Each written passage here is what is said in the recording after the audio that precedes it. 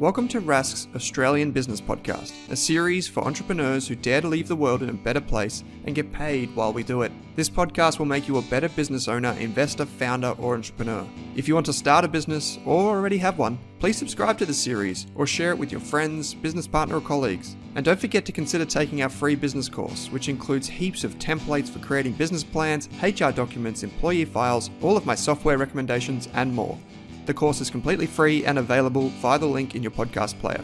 Okay, let's get into the episode. Thanks for listening to the Australian Business Podcast. This is episode 2.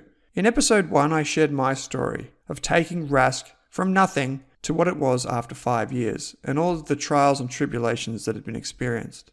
Before we get to your business, I want to spend a moment to focus on its most important asset, you.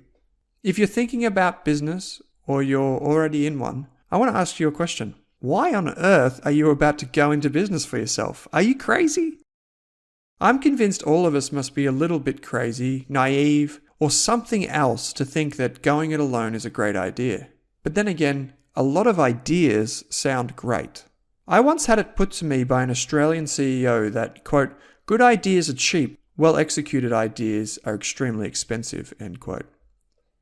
Meaning that everyone has great ideas on businesses, products, services, and growth, but very few people are actually capable of pulling them off. Whether it's due to a lack of financial services knowledge, like on cash flow, the emotional carnage from burnout, or for legal reasons like getting sued or something else. Just surviving all of that and living to tell the tale is hard enough, let alone getting it done well. Depending on the studies you read, it's estimated around 40 to 60% of new Aussie small businesses won't survive the next 5 years. I suspect a big reason for that failure is a failure to prepare and a failure to prepare yourself. Coming back to you and or your co-founders or business partners, the number one asset. How are you going to make sure you can do what it takes to survive? Some of you may be aware of this concept and tool, and some of you may not. I want to introduce you to the idea of a vision board. Starting with what you want from life is the best place to begin your business journey, because I find that a lot of the time people would be often far happier not running their own business. For example, if you love planning and taking a 4-week holiday every year, think twice before starting a business. Because that reality might take you 5, 10, or 20 years to come back to. When people figure out how long or how hard I work, they're often shocked. Side note, any small business owners are never shocked. I've had it put to me a few times that no one's tombstone will ever say, she was a really good worker, or he was really good at programming. Rather, it'll say, he was a great father and brother, or she was the most loving sister. It's okay to find peace, meaning, and value in your work. I think meaningful work is one of the most important things we can achieve. However, unlike the Forbes Rich List or the Financial Review's league tables, I do not believe, quote, success, end quote, can be measured by our careers, our net worth, or the businesses we start. The world's number one leadership coach, Marshall Goldsmith, found that after working with thousands of the world's biggest and best CEOs and executives, their advice to young people can be summarized as follows. Be happy now. I want to take a moment to try and help you align your values to your business. I'm not here to tell you to avoid starting a business, in fact, far from it. However, I don't want you to do what I did. I want you to start it for the right reasons. To get you on the right path, I want you to answer a few questions and start working on your own vision board. You'll find all of these questions in the Rask Business Course workbook, or you can use a piece of paper, a notepad, or just really anything. You could even do them in your head as you hear me speak them out. I'm going to give you the condensed version of my list of questions. What do you want to do more in your life? What things, activities, what pursuits? What are the things that you want to do more in your life? What do I want to achieve in my 20s, 30s, 40s, 50s, 60s, and beyond? Create a list of all the things that you want to do. Maybe it's starting a family. Maybe it's having grandkids. Maybe it's going on a holiday or living overseas. Maybe it's working 4 days a week. What does my ideal Tuesday look like? And when you do this, I want you to think about it from the moment you wake up to the moment you go to bed. What are you doing? Do you wake up with a coffee, a run, a workout, or do you sleep in and then go to work? Do you work from home? Who do you work with? What do you do at night? You might be surprised to see that the things that you would want to do on your ideal Tuesday don't align with running a small business. I want to ask you some harder questions now. What toll will a business take on me and my relationships? What toll will a business take on my personal finances? How much income or salary will I be forced to give up? And finally, do I need to run my own business to achieve all of these things? I have created my own vision board in Notion, but for the purposes of the course and this podcast, you can download everything in one Google Sheet or in PDF using the materials and the show notes in this podcast. Not creating a vision board sooner is one of my biggest regrets. Now I want to ask you, what are you prepared to sacrifice? Launching a business isn't easy. If it was, everyone would do it and everyone would succeed. Australian entrepreneur and serial author Melissa Browne once wrote that being good at saving money isn't about how well you can budget. It's about knowing what you're prepared to sacrifice. So what are you prepared to sacrifice to start your business? Time? It takes a long time to start a business. There's a reason many people say, if you can survive the first few years, you'll be okay. Lost wages? Most people who start good businesses are good at what they do, so chances are you're going to be forced to give up pretty good wages if you throw a few years at this new venture. Money? How much money will it take to start and fund a business for the first year or two? Relationships. Many relationships can be tested if you throw all of yourself into starting a business. As I noted at the top of the show, many small businesses fail. The government reports that around 40 to 60% fail in 5 years. To be honest, it's not as high as I thought it would have been. But maybe I'm led to think that because of all the failed cafes and restaurants, which are, in my opinion, very hard businesses to run profitably. There are many reasons for this, including cash flow, burnout, and other things. The top 3 reasons businesses fail include poor management and/or no planning. That's about 1 in 4 businesses failing for that reason. Not enough market research and an appropriate sales and marketing funnel. That's 17% of failures. A failure to understand finance, including relying on someone else, like an accountant or business coach, and funding accounts for 14% of failures. So poor management and planning is 25%.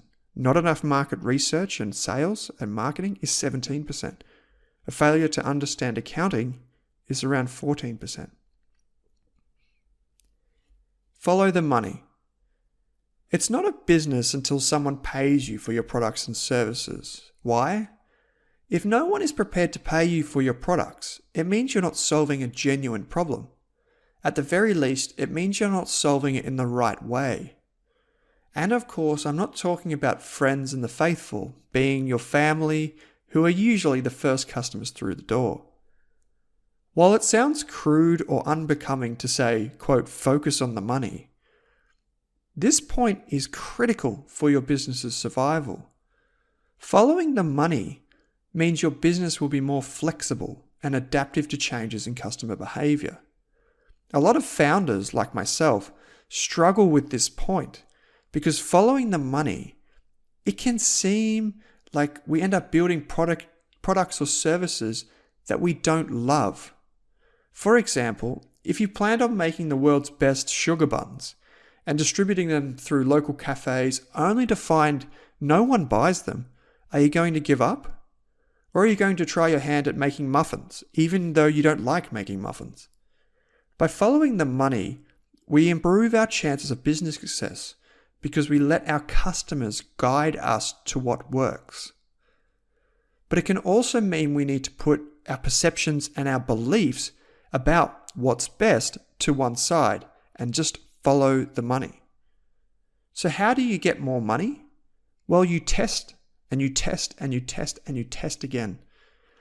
I believe one of the big reasons software and technology businesses tend to thrive is because they can quickly test and improve their products and services across thousands, if not millions of different people without much of a cost to them. As business owners, we are the ones taking the risk. We are responsible for delivering products and services. We put the dollars in the bank and we are in control, right? Well, it's actually our customers who determine if we'll be a success. I believe a lack of listening to customers and seeing how quickly they get out their wallets is actually what leads most businesses to failure, even if we put it down to poor management or planning. Many people listening to this podcast will have a side hustle. So I ask you, is your business for pleasure or is it for money? Many of us have fantastic hobbies that could be monetized. Things like crafting nice furniture, drawing works of art, or cooking. And people might say to us, wow, you could sell this. Many of us will then turn our hobby into a side hustle and eventually into a business. I think trialing your business idea as a side hustle, that is a thing that you do on the side while you still have your 9 to 5, is a fantastic way to test the water and get started receiving feedback from your customer. As Warren Buffett says, don't test the water with both feet. Sometimes you may find that the side hustle becomes less enjoyable as you grow and as you go down this path, or that there simply isn't enough money coming in the door to make it a full-time business. But hey, that's okay. It might be disappointing, but it means you can go back to the drawing board and you've potentially avoided many years of running a very stressful and unsuccessful business. Sugar mummies and daddies. No, this isn't what you think it is. If you decide to start a business, I would argue quite strongly that your partner must be on board. If you're in a relationship, your quote-unquote sugar mama or quote-unquote sugar daddy is the one who will typically bring in the bacon while you pursue the business. So if you have a significant other who is earning consistent wages and can support your joint business venture, it can provide a wonderful base for launching your business. However, there are risks around this, so make sure it's an established relationship or speak to a lawyer first. And they'll need to be on board because you're sharing the risk with them. I want to end this episode of the podcast by talking about your skill set. One big reason I think a lot of businesses fail is the owners, like you, fail to scale and grow with the business. Chances are, if you're listening to our podcast, you're pretty good at what you do.